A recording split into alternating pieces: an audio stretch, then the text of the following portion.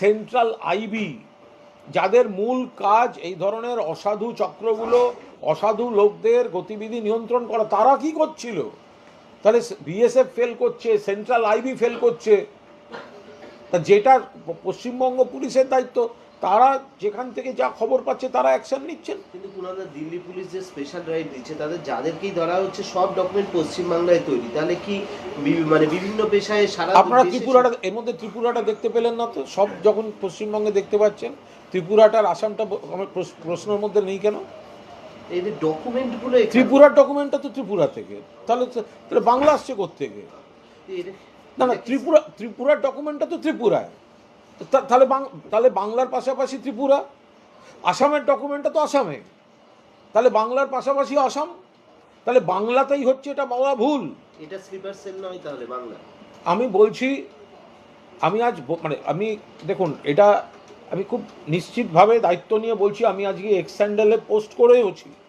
সেটা হচ্ছে আজকে যেটা আপনারা বলছেন যে বাংলা করিডোর জঙ্গিদের 1998 সালের 23শে অক্টোবর একটি দৈনিক সংবাদপত্রের প্রথম পাতায় লিড, আমার বক্তব্য সহ লেখা আছে, পশ্চিমবঙ্গের সিপিএম জমানা বাংলাদেশ এবং কাশ্মীর থেকে আসা জঙ্গিদের করিডোর রুটে পরিণত হয়েছে। ফলে এটা ডকুমেন্টেড যে সিপিএম জমানা থেকেও এইগুলো চলেছে, অন্য রাজ্যে চলেছে। ফলে সীমান্ত থেকে যদি একটা জনবহুল এলাকায় এত মানুষ ঢুকে পড়ে, তারপর যদি একটা বিভ্রান্তিকর আমি হই, আমার কাগজ হারিয়ে গেছে। মনে রাখতে হবে, আমাদের এখানে প্রচুর প্রাকৃতিক দুর্যোগ হয়। কেউ বললো আমার বাড়িতে আগুনের লেগে সব পুড়ে গেছে, কেউ বললো বন্যায় ভেসে গেছে। এবার মানবিকতার খাতিরে বিভ্রান্তি তৈরি হয়ে যায় কিছু কিছু ক্ষেত্রে বিভিন্ন স্তরের যারা জনপ্রতিনিধি আছেন বা কেউ। এবার সেই জায়গাটা আরও সতর্ক হতে হবে, নিশ্চিতভাবে হতে হবে। কিন্তু বাংলাতেই হচ্ছে, আর ভারতবর্ষের বাকি অংশ ধোয়া তুলসী পাতা। তথ্য পরিসংখ্যান একথা বলছে না। গত কয়েকদিন আগে ত্রিপুরাতে একটা বিরাট গ্যাং ধরা পড়েছে, তাদের দালাল এজেন্ট সব শুদ্ধ আসামে ধরা পড়েছে। তাহলে শুধু বেছে বেছে বাংলাকে কেন টার্গেট করা হচ্ছে?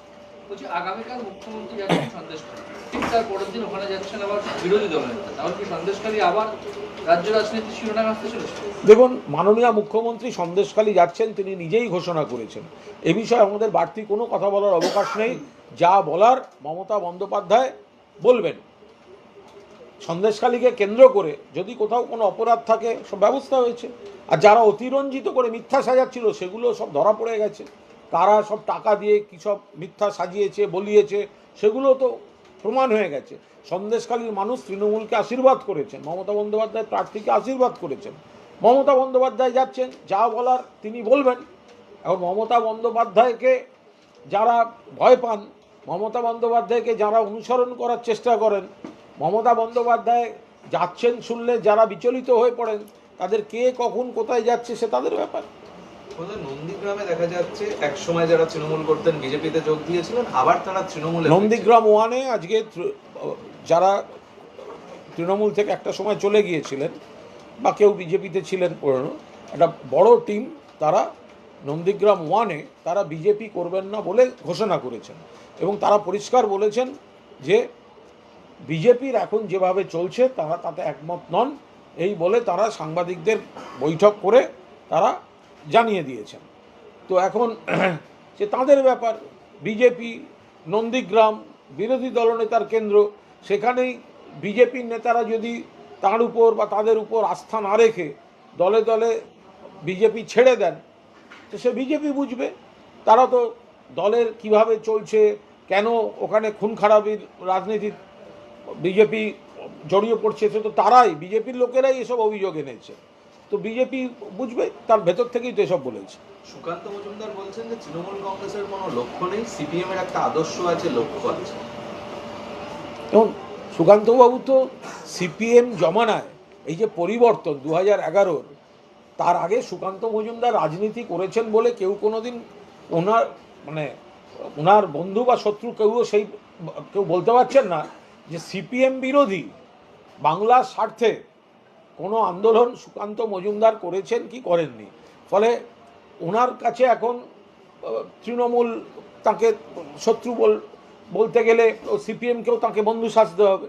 তো উনি সেই সব কাজকর্ম করছেন। আমরা তো বারবার বলছি যাহা বাম তাহাই রাম।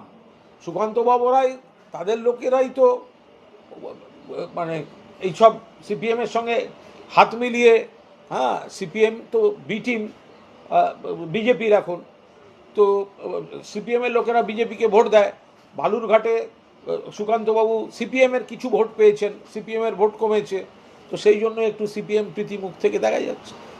পাকিস্তান থেকে চট্টগ্রামে জাহাজ এসছে এক্স হ্যান্ডেলে, সেটা পোস্ট করা হয়েছে, যেটা জানা যাচ্ছে যে বিস্ফোরক যেটা রয়েছে তার নাম সিসমিক ইমালসন, এটা যে কোনো নির্মাণকে ধ্বংস করতে যায়, মানে সম্ভব।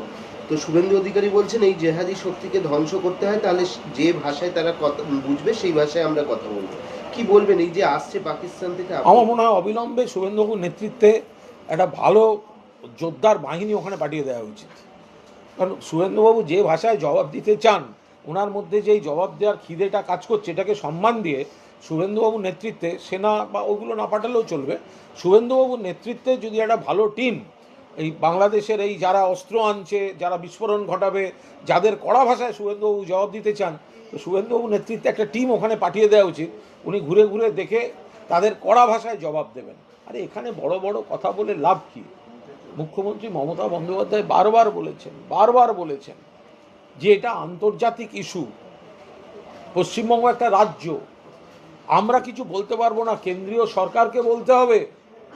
তা কেন্দ্রীয় সরকার তো শুভেন্দু বাবুদের দলের সরকার, তারা কেন বাংলাদেশে ব্যবস্থা নিচ্ছে না? বাংলাদেশে লাগাতার হামলা হচ্ছে, বাংলাদেশে প্ররোচনামূলক কথা বলা হচ্ছে, বাংলাদেশে এমনভাবে একটা প্ল্যাটফর্ম তৈরি হচ্ছে, পাকিস্তান বা অন্যান্য যারা, তারা ভারত বিরোধী একটা মঞ্চ হিসেবে বাংলাদেশকে ব্যবহার করছে। তো এটা কেন্দ্রীয় সরকার বসে বসে দেখছেন, আর বিজেপির নেতারা পশ্চিমবঙ্গে বসে বড় বড় কথা শোনাচ্ছেন।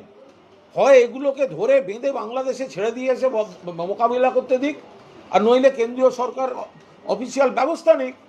এটা পশ্চিমবঙ্গ কী করবে? পশ্চিমবঙ্গ তো আর আন্তর্জাতিক ক্ষেত্রে বাংলাদেশের ক্ষেত্রে কোনো ব্যবস্থা নিতে পারে না, ব্যবস্থা তো নিতে হবে ভারত সরকারকে। তো ভারত সরকার কিছু করছে না। অভিষেক বন্দ্যোপাধ্যায় আজকে একটা টুইট করেছেন, মনমোহন সিংয়ের প্রয়াণে দেশের ক্রীড়া ব্যক্তিত্ব, সরকারি ব্যক্তিত্ব, তারা সবাই চুপ। এরা এত চুপ কেন? এরা মণিপুর নিয়ে কথা বলেন না, এনআরসি নিয়ে বলেন না, সিএ নিয়ে বলেন না, ওদের চুপ থাকার একটা প্রশ্ন তুলেছে। তো এটা অত্যন্ত একটা সময়োপযোগী প্রশ্ন অভিষেক বন্দ্যোপাধ্যায় তুলেছেন। ডক্টর মনমোহন সিং দেশের অন্যতম সেরা রত্ন, তিনি চিরপ্রয়াত। দেশের প্রতি ডক্টর মনমোহন সিংয়ের যে অবদান, তার জ্ঞান, পাণ্ডিত্য, একটা বিনয়ী, মৃদুভাষী এবং মিতভাষী একসঙ্গে, একটা বিরল ব্যক্তিত্ব।